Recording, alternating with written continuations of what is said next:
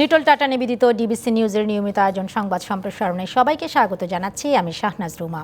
দিনের বাছাই করা সংবাদ এবং এর পর্যালোচনা নিয়ে সংবাদ সম্প্রসারণে আজকে আমার সঙ্গে অতিথি হিসেবে যুক্ত হয়েছেন বার্তা সংস্থা এপির ব্যুরো প্রধান জুলহাস আলম, যুক্ত হয়েছেন দৈনিক যুগান্তরের সিনিয়র সহকারী সম্পাদক মাহবুব কামাল, এবং এছাড়াও আজকে আমাদের সঙ্গে আরও যুক্ত হয়েছেন বঙ্গবন্ধু শেখ মুজিব মেডিকেল বিশ্ববিদ্যালয়ের সাবেক উপাচার্য এবং করোনা প্রতিরোধে জাতীয় টেকনিক্যাল পরামর্শক কমিটির সদস্য অধ্যাপক ডাক্তার মোহাম্মদ নজরুল ইসলাম।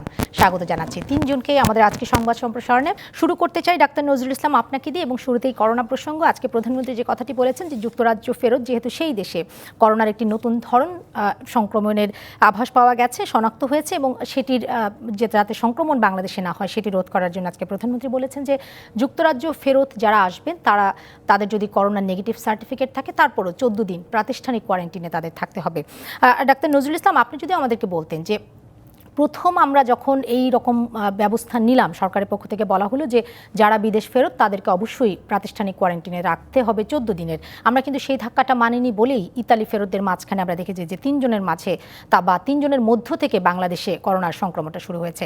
এইবারে এই বিষয়টি আসলে কতটা কঠোরভাবে দমন করা প্রয়োজন এবং কতটা কঠোরভাবে আসলে নজরদারি করা যেতে পারে? ধন্যবাদ আপনাকে। জি, আমি আজকে মাননীয় প্রধানমন্ত্রীর এই নির্দেশনাতে আমি অত্যন্ত আনন্দিত। আচ্ছা, কারণ এর আগেই বলা হয়েছে যে ইউকে থেকে যারা আসবে তাদেরকে 1 সপ্তাহ কোয়ারেন্টাইন করা হবে, যেটা কোনো সায়েন্টিফিক মানে বেসিস নাই। আজকে যেটা বলা হয়েছে 14 দিন কোয়ারেন্টাইন এবং প্রাতিষ্ঠানিক কোয়ারেন্টাইন। যে প্রাতিষ্ঠানিক কোয়ারেন্টাইন কথাটা কিন্তু অত্যন্ত গুরুত্বপূর্ণ। আমাদের দেশে আমরা মার্চ এপ্রিলে যে হোম কোয়ারেন্টাইন বলে একটা পদার্থ আবিষ্কার করেছিলাম, তার মানে যারা কোয়ারেন্টাইন করতে হবে তারা বাসায় যায় কোয়ারেন্টাইন করবে। যে পপুলেশন মাস্কই পরে না, ডিস্টেন্স মেনটেন করে না, তাদেরকে আমরা বললাম যে আপনি বাসায় যায় কোয়ারেন্টাইন করবেন। মানে আমাদের আগের ঘাটতিগুলো আমাদের মনে রাখতে হবে। আমরা তো অনেক দিন পার করে এসছি, 9 মাসের বেশি পাস করে। আমরা মুক্তিযুদ্ধ পর্যন্ত 9 মাস একটু শেষ করছিলাম, কিন্তু করোনার এখানে আসে আমরা মাঝে মাঝেই খুব অদ্ভুত ডিসিশন নেই। এই যে ভাইরাসটা ইউকেতে এটা আবির্ভাব হয়েছে, সেই ভাইরাসটার ক্যারেক্টারিস্টিকটা হলো যে এটা 70% বেশি সংক্রমণ হয়, অর্থাৎ আজকে যেটা 10 আছে 2 সপ্তাহ পরে সেখানে 17 জন হবে। আর আরেকটা হলো এই ভাইরাসটা শিশুদের মধ্যে বেশি সংক্রমিত হয়। এটা কিন্তু অত্যন্ত গুরুত্বপূর্ণ, কারণ আমরা যে ভ্যাকসিন করছি, পৃথিবীতে করোনা ভ্যাকসিন শিশুদের জন্য এখনো আবিষ্কার হয়নি। অর্থাৎ আমরা সবাই ভ্যাকসিন নিয়ে, বড়রা সবাই ভ্যাকসিন নিয়ে ঝাড়া হাত পা হয়ে বসে থাকবো, শিশুদের কিন্তু আমরা কিছুই করতে পারবো না। এবং যে ভাইরাসটা ইউকেতে উদ্ভব হয়েছে, সেই ভাইরাসটা শিশুদের মধ্যে মারাত্মকভাবে সংক্রমিত হচ্ছে। এই দুটো পয়েন্ট আমাদের মনে রাখতে হবে। সেই জন্য আমরা বলেছিলাম যে এয়ার ট্রাভেলের ওটা একটা কন্ট্রোল করতে আমাদের দেশে তো প্রিপারেশন নিতে অনেক দেরি হয়। জি ডাক্তার নজরুল ইসলাম, আরেকটু জানাই যে আজকেই তো প্রধানমন্ত্রী নির্দেশনা দিলেন সকালে, কিন্তু আমরা দেখলাম দুপুর 12:15 যুক্তরাজ্য থেকে সিলেটের একটি বিমান এসেছে এবং সেইখানে যারা যাত্রী ছিল তাদেরকে টেস্ট করা হলো। তারা যখন নেগেটিভ সার্টিফিকেট নিয়ে আসছেন তারপরেও তাদেরকে টেস্ট করা হলো। তারা যখন দেখলেন নেগেটিভ, তাদেরকে কিন্তু হোম কোয়ারেন্টিনে পাঠানো হয়েছে। ফলে এই নির্দেশনা কতটা বাস্তবায়ন করা হবে বলে আপনি আশা করছেন?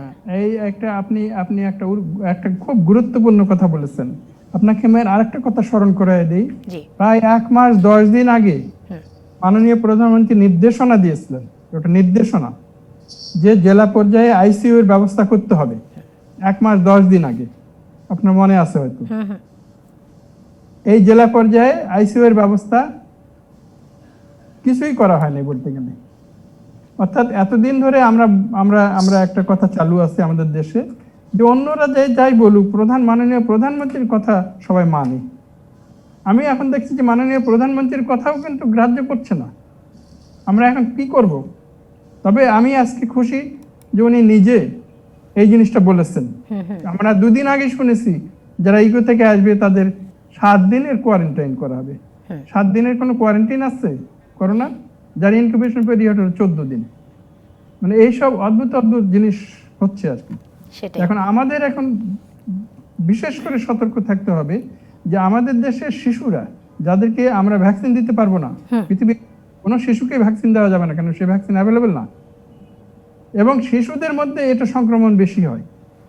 তাহলে এই ভাইরাসটা যেন আমাদের দেশে না আসে, তাহলে আমাদের যথেষ্ট সেদিক দিয়ে সতর্ক থাকতে হবে। জি।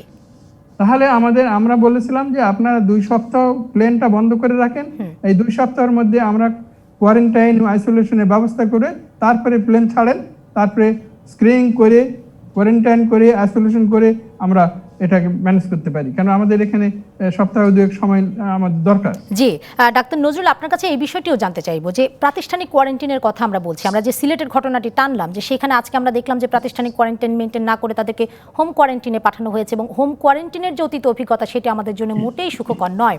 আমরা জানি হোম কোয়ারেন্টাইন মানুষ থাকতে চায় না। এই বিষয়টি একটু জানি যে প্রাতিষ্ঠানিক কোয়ারেন্টাইনের ব্যবস্থা আমাদের এখানে কতটা আছে। আমাদের সঙ্গে আরও 2 জন অতিথি আছেন, তাদের কাছ থেকে শুনে সেই প্রশ্নটি আপনার কাছ থেকে রেখে যাচ্ছি।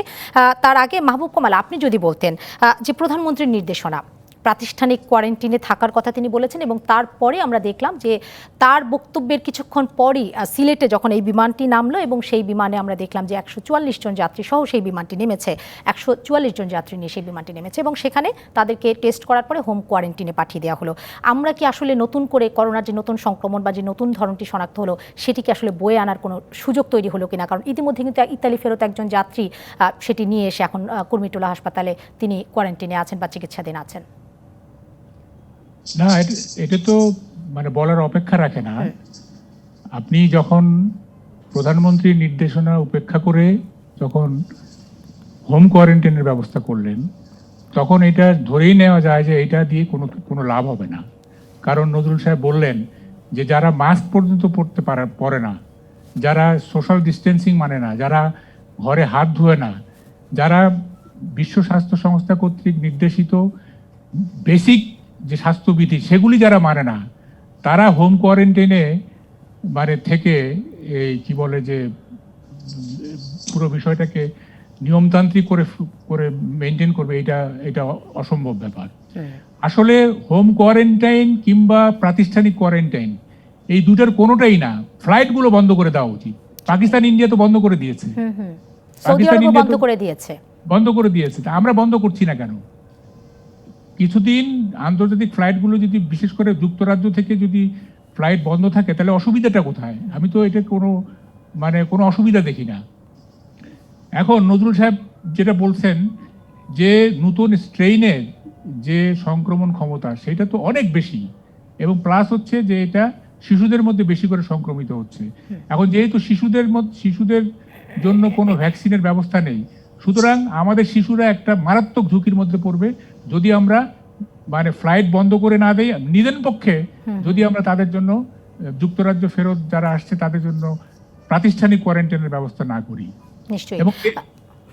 জি, ধন্যবাদ আপনাকে। জুলহাস আলম, আপনি যদি একটু যোগ করতেন যে যেহেতু আমরা এখন জানলাম যে শিশুদের জন্য এটি একটি ভয়ঙ্কর ঝুঁকির কারণ হয়ে দাঁড়াচ্ছে, এবং যেহেতু তাদের জন্য এই ভ্যাকসিনটা আবিষ্কার হয়ওনি, সম্ভবত জুলহাস আলম এই মুহূর্তে আমাদের সঙ্গে নেই, সংযোগটি বিচ্ছিন্ন হয়ে গেছে।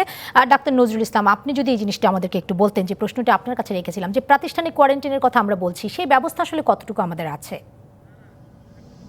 প্রাতিষ্ঠানিক কোয়ারেন্টাইনের ব্যবস্থা আমাদের, আপনার মনে আছে এই যে ফেব্রুয়ারি মাসের পহেলা সপ্তাহে, মানে পহেলা তারিখেই বোধহয় 312 জন স্টুডেন্টস উহান থেকে এসেছিল, এবং তাদেরকে আমরা প্রাতিষ্ঠানিকভাবে কোয়ারেন্টাইন করেছিলাম হজ ক্যাম্পে, এবং সাকসেসফুলি তারা কেউ ইনফেক্টেড হয় নাই।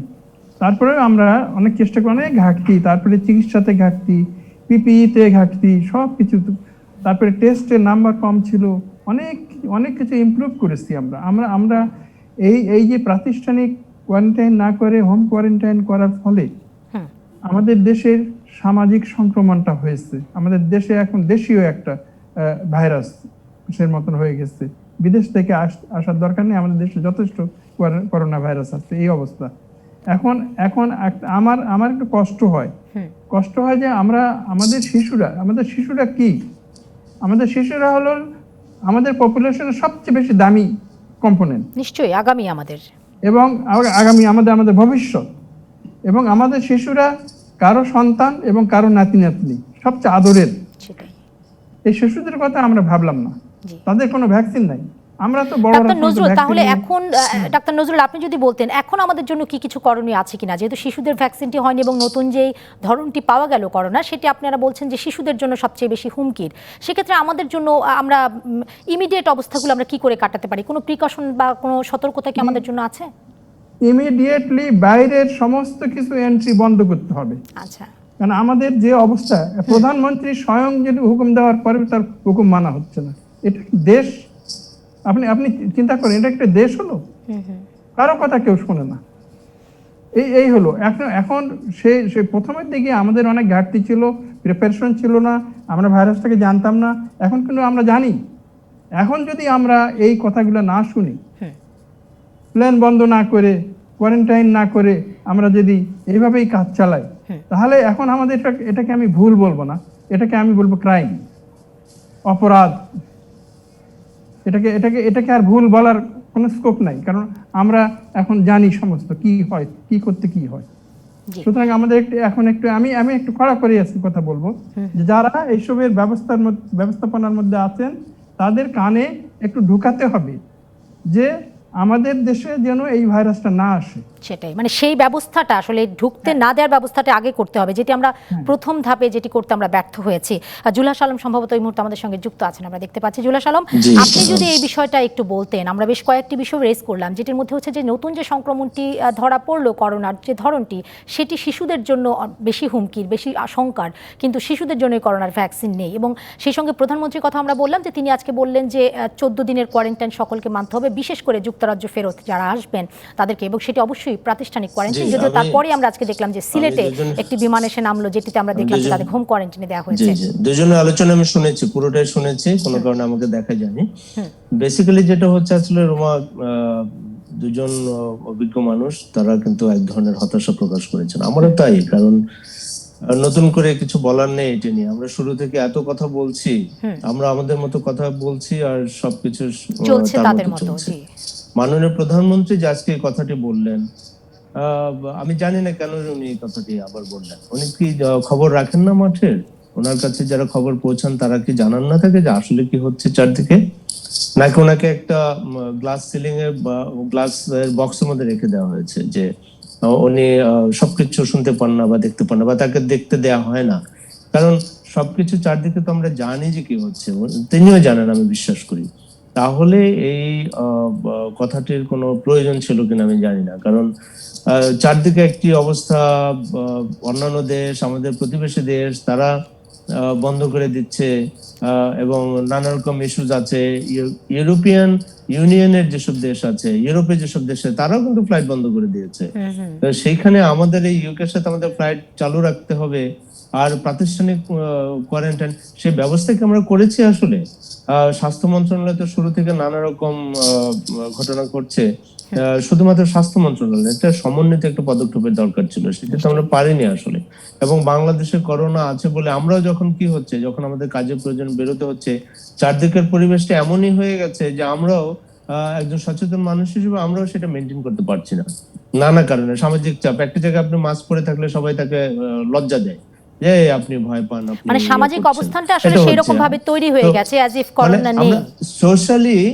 সোশ্যালি, পলিটিক্যালি এবং ব্যুরোক্রেটিক জায়গা থেকে, এবং সবচেয়ে বড় হলো যে এক্সিকিউশনের জায়গা থেকে, এই ধরনের ডিসিশনে আমরা সব জায়গায় এত উদাসীন এবং এত কেয়ারলেস।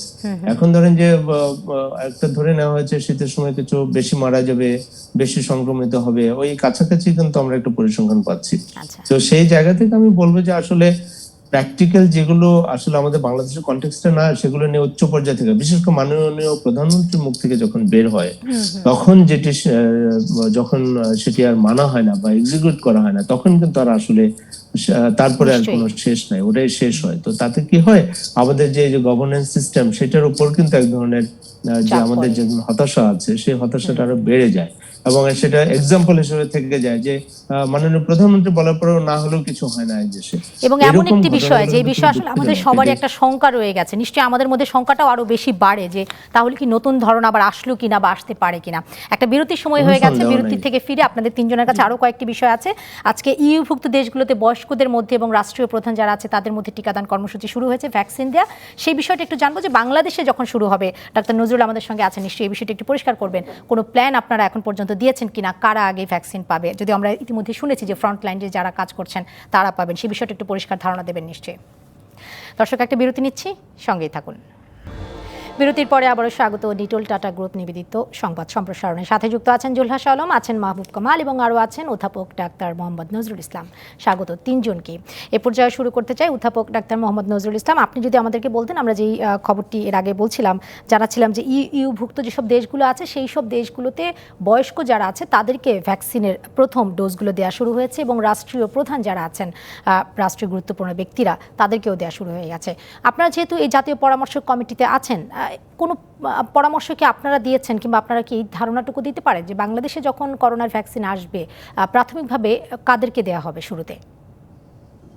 আমরা কমিটি থেকে যে যে পরামর্শটা দেওয়া হয়েছে সেটা দেওয়া হয়েছে যে যারা ফোর ফ্রন্টিয়ারে আছে আর কি, যারা যারা ডাইরেক্টলি রোগীকে সেবা দিচ্ছে, যেরকম ডক্টর, নার্সেস এবং আদার হসপিটাল এমপ্লয়িজ, সব ডাক্তার না, যে অন্য অন্য জায়গায় আছে সে না, যারা করোনা রোগীকে চিকিৎসা দিচ্ছে তারা তারা এবং মিডিয়া যারা এই করোনা সংবাদ সংগ্রহ করার জন্য হাসপাতালে যাচ্ছে, তারপরে পুলিশ, এদেরকে এদেরকে ফার্স্টে দেওয়া হবে আর কি।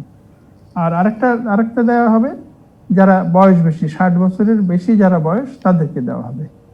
এই দুটো প্রায়োরিটি, এবং এগুলা করার জন্য যে কর্মপদ্ধতি, স্ট্র্যাটেজি, সেটা গভর্নমেন্ট ঠিক করবে। জি, গভর্নমেন্ট কি করেছে আমরা এখনো জানে উঠতে পারি না, গভর্নমেন্ট বলেনি আমাদের, সেই আর কি, আপনাদেরকেও বলেনি, কাকেও বলেনি। আচ্ছা, আমাদের এটা হলো স্ট্র্যাটেজি যে যারা ডাইরেক্টলি কন্ট্যাক্ট আসছে তারা আগে পাবে, তারপরে বয়স্করা পাবে, তারপরে অন্যরা পাবে। জি ডাক্তার নজরুল, তার আগে যদি একটু পরামর্শ আমাদেরকে দিতেন, যেহেতু আপনারা এটি নিয়ে কাজ করছেন, যে সেই ভ্যাকসিন আসতেও তো আসলে এখনো 2 থেকে 3 মাস সময় লাগবে, তারপরে সেটি বন্টনে কিছুটা সময় লাগবে। সেই সময়ের মধ্যে আমরা বিশেষ করে প্রথম ধাক্কায় যখন আমরা সামাল দিতে পারিনি, এখন নতুন আবার আরেকটি ধরনের এসে আমাদের মধ্যে আরেক ধরনের শঙ্কা তৈরি হয়ে গেছে। ফলে এই দুটো করোনার সংক্রমণ থেকে বাঁচার জন্য ব্যক্তিগতভাবে আসলে আমরা কি করতে পারি? আমি একটা কথা বলি, এই কথাটা হলো যে প্রথম যেটার জন্য বিদেশে কোনো জিনিস দরকার হয় না, যেটা হলো 1 নম্বর হলো মাস্ক পরা, 2 নম্বর হলো ডিস্টেন্স মেনটেন করা, যেটা বাংলাদেশে খুবই কঠিন, কারণ হাটে বাজারে যে অবস্থা, সকালবেলা ওই যে মাছের পাইকারি বাজারগুলো দেখেন না, তখন দেখবেন মাস্ক, দেখবেন কারো মাস্ক নেই। তো তাহলে মাস্ক পরা, ডিস্টেন্স মেনটেন করা, হাত ধোয়া, আর হাঁচি কাশির সংস্কৃতি, মানে এটা, এই 4টা জিনিস মেনটেন করলে আমরা আমরা আমরা কিন্তু মানে হব, প্রোটেক্টেড হব। জি, অনেক ধন্যবাদ ডাক্তার মোহাম্মদ নজরুল ইসলাম। এখন তো আসলে যতক্ষণ পর্যন্ত না ভ্যাকসিন আসছে, আমাদেরকে আসলে এইভাবেই নিজেদেরকে অন্তত করোনা মুক্ত রাখা কিংবা করোনা থেকে এই কথাটা বলা যাবে না। জি, বলতে হবে মাস্ক পরা, ডিস্টেন্স মেনটেন করা, হাত ধোয়া, হাঁচি সংক্রমণ, এই সংস্কৃতি মেনটেন করা, এটা কন্টিনিউ করতে হবে। আচ্ছা, ভ্যাকসিন আসার পরেও কন্টিনিউ করতে হবে। ভ্যাকসিন আসার সঙ্গে সঙ্গে সব মাস্ক খুলে একেবারে সব মানে মাস্ক ছড়ে দেবে, ওদেরকে বলাই হবে না, মানে মাস্ক সব সময় পরতে হবে, ভ্যাকসিন আসলেও পরতে হবে, আচ্ছা, মাস্ক ছাড়া যাবে না। জি, ধন্যবাদ আপনাকে ডাক্তার নজরুল। জুলহাস আলম, এ পর্যায়ে আপনার কাছে জানতে চাই, আজকে আমরা যেটি দেখলাম যে 1 সপ্তাহ আবার সৌদি ফ্লাইট, যেটা আপনারাও আলোচনায় বলছিলেন, সৌদির ফ্লাইট 1 সপ্তাহের জন্য পেছানো হয়েছে, এবং এর আগে যখন 21 তারিখে, বিশেষ করে এই চলতি মাসের 21 তারিখে যখন প্রথম 1 সপ্তাহের জন্য পেছানো হলো, আমরা যেটি দেখলাম যে বাংলাদেশের পক্ষ থেকে বলা হলো যেহেতু সৌদি পিছিয়েছে বা তাদের ফ্লাইট স্থগিত করেছে, ফলে বাংলাদেশকে স্বভাবতই ফ্লাইট স্থগিত করতে হবে। কিন্তু যারা যাত্রী আছেন তারা কিন্তু সেটি জানেন না। বিশেষ করে অনেক যাত্রী এয়ারপোর্টে গিয়ে তারা কমপ্লেন করলেন যে এয়ারপোর্টে টেলিফোন করেছেন, বিভিন্ন বিভিন্ন হেল্পলাইনে যোগাযোগ করেছেন, তারা যেসব এয়ারলাইন্স থেকে টিকিট কেটেছেন সেখানে তারা যোগাযোগ করেছেন, কিন্তু কোনোভাবেই তারা একটা পরিষ্কার ধারণা পাচ্ছিলেন না যে আসলে বন্ধ হয় কিনা। এই কারণে কিন্তু যাত্রী হয়রানিগুলো আমাদের বাড়ে। এই জায়গা থেকে আসলে পরিত্রাণের উপায়টা কি? এটা পরিত্রাণের একটি উপায় যে মানুষকে জানাতে হবে, এবং মিনিস্ট্রিগুলোর এটা দায়িত্ব আছে, এবং তাদের নিয়মিত ব্রিফিং এগুলো যখন এই ঘটনাগুলো ঘটে। কারণ সৌদি আরবে যে যাত্রীগুলো যান, বিশেষ করে ওখানে এটা কিন্তু ম্যাক্সিমাম হচ্ছে শ্রমিক বা যারা ওখানে গিয়ে কনস্ট্রাকশন এবং বিভিন্ন জায়গায় কাজ করেন, তাদের কিন্তু সেই অ্যাক্সেস নাই। সেটি নিয়েও কিন্তু করোনার সময় আমরা কথা বলছি, ডিজিটাল ডিভাইড যেটাকে বলি, যে ডিজিটালি একটা অংশ অত্যন্ত রিচ, আরেকটা অ্যাক্সেসের দিক থেকে আরেকটা অংশ একদমই তাদের অ্যাক্সেস নেই। সেই জন্য তো আমাদের আরো বেশি তৎপর হওয়া প্রয়োজন ছিল। এটা খুবই দুঃখজনক যে মানুষগুলো কষ্ট করে আসছে করোনার মধ্যে, তারা ঝুঁকির মধ্যে আছে, তাদের অর্থনৈতিক সক্ষমতা নিয়ে সমস্যা আছে, তো তাদেরকে আমরা জানাতে পারিনি। 10 জন লোক যদি এসে এরকম হয়রানির শিকার হয়ে থাকে, সেটা খুবই দুঃখজনক। এবং সংশ্লিষ্ট মন্ত্রণালয় আছে, তথ্য মন্ত্রণালয় আছে, স্বরাষ্ট্র মন্ত্রণালয় আছে, সিভিল এভিয়েশন মিনিস্ট্রি আছে, তারা মিডিয়ার সাথে কথা বলতে পারে এবং ব্যাপকভাবে প্রচারের সিদ্ধান্ত নিতে পারে, এবং স্থানীয় সরকারকে ইনভলভ করতে পারে। ইউনিয়ন পরিষদ থেকে শুরু করে বলে দিলে, একদিন মাইকিং করে দিলে একটা ইউনিয়নের শেষ হয়ে যায়। দুটো দুঃখিত জুলহাস আলম, আমরা শুনতে পাচ্ছি না পরিষ্কার আপনাকে। নিশ্চয়ই যখন আবার শুনতে পাবো আসবো আপনার কাছে। তার আগে মাহবুব কামাল, আপনি যদি আমাদেরকে বলতেন যে এই ইসলামিক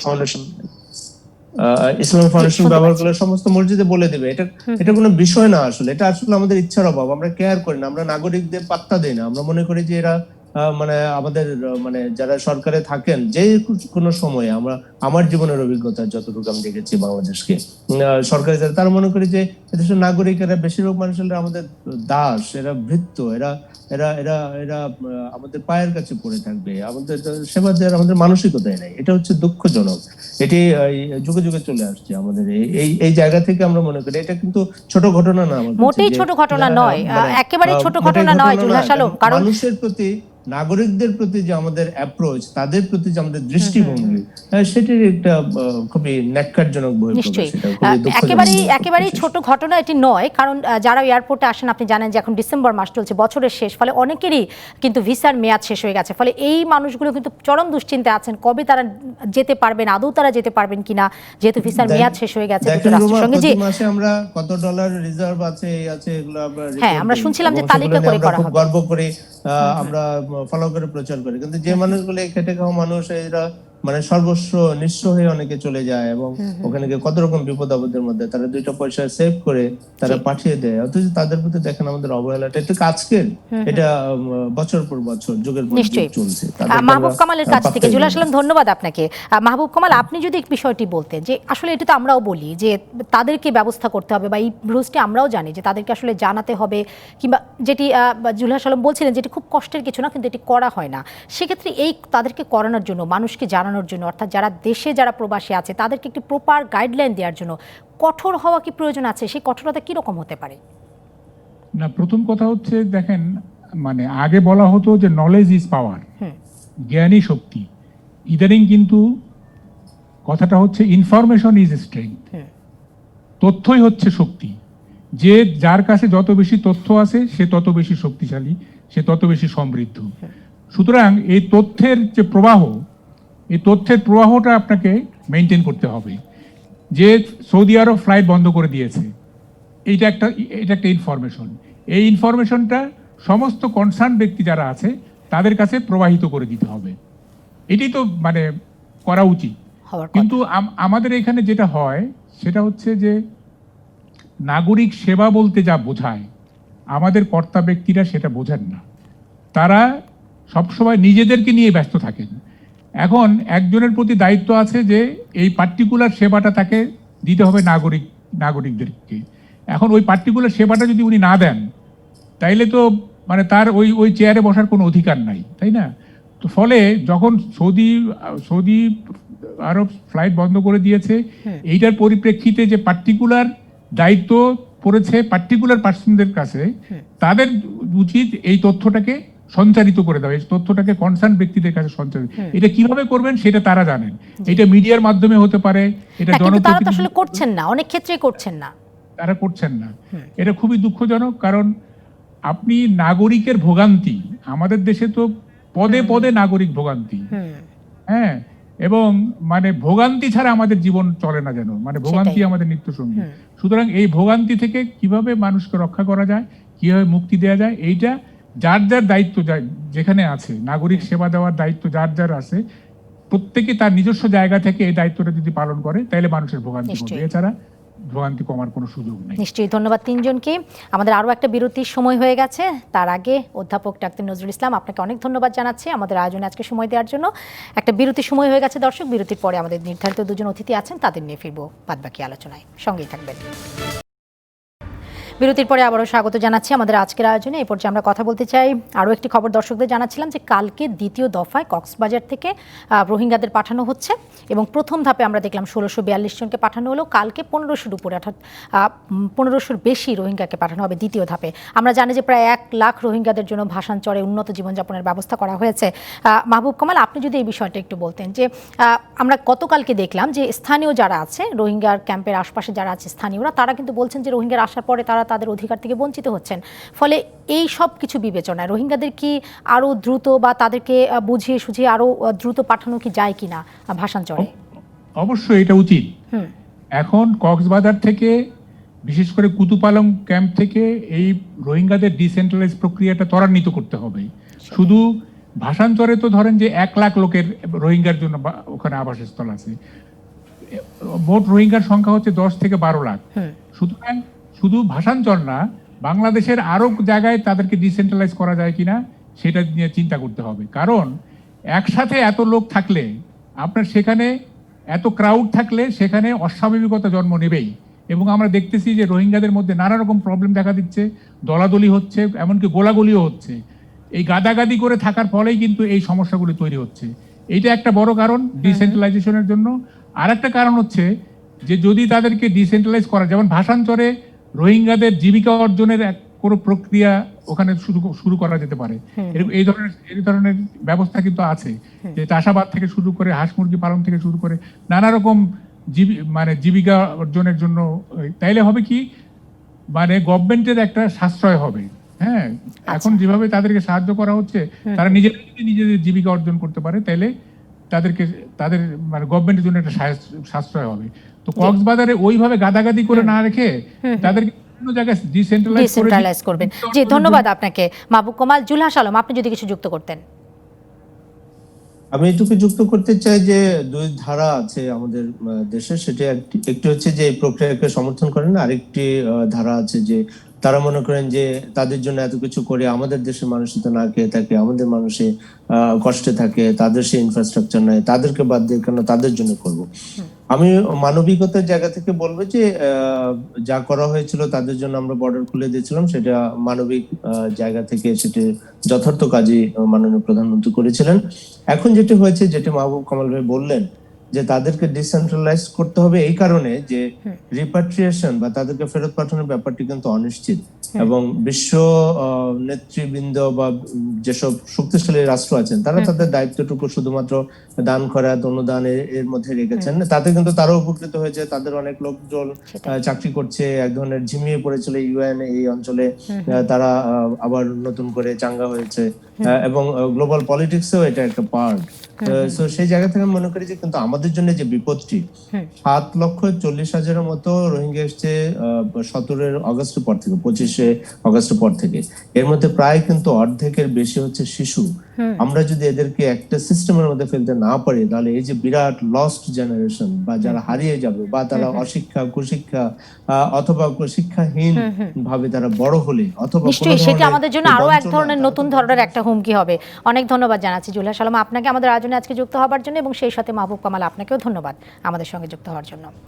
দর্শক, ধন্যবাদ আপনাদেরকেও এতক্ষণ সঙ্গে থাকার জন্য।